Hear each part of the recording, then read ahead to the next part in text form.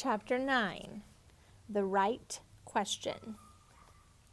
The Mouse Council sent Furlough to collect Despereaux, and Furlough found his brother in the library, standing on top of the great open book, his tail wrapped slightly around his feet, his small body shivering. Despereaux was reading the story out loud to himself. He was reading from the beginning so that he could get to the end, where the reader was assured that the knight and the fair maiden lived happily ever after. Despereaux wanted to read those words, happily ever after. He needed to say them aloud.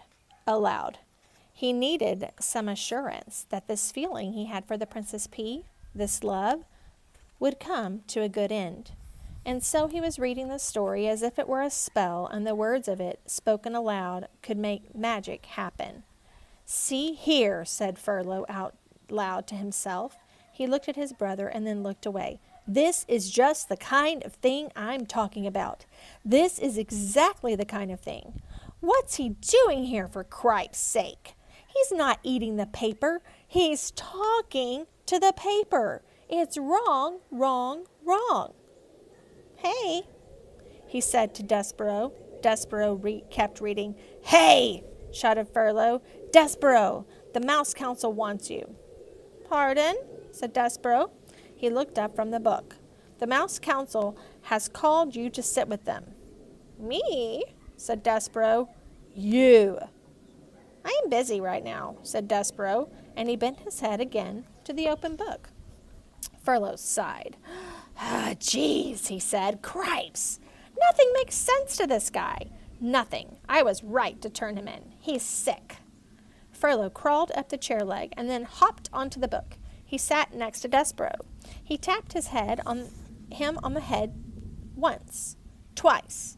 "Hey," he said, "the Mouse Council isn't asking. They're telling. They're commanding. You have to come with me right now." Despereaux turned to Furlough. "Do you know what love is?" he said. "Huh?" "Love." Furlough shook his head. "You're asking the wrong question," he said. "The question you should be asking is why the Mouse Council wants to see you." "There is somebody who loves me," said Despereaux, "and I love her, and that is the only thing that matters to me." "Somebody who loves you? Somebody who you love? What difference does that make? What matters is that you're in a lot of trouble with the Mouse Council."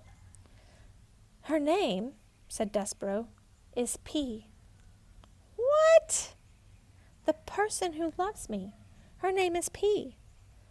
"Cripes," said Furlough. "You're missing the whole point of everything here. You're missing the point of being a mouse. You're missing the point of being called to sit with the Mouse Council. You've got to come with me. It's the law. You've been called."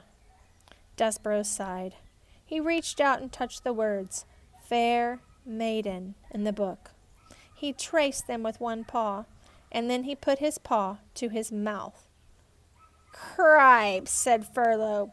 "You're making a fool of yourself. Let's go." "I honor you," whispered Despereaux. "I honor you."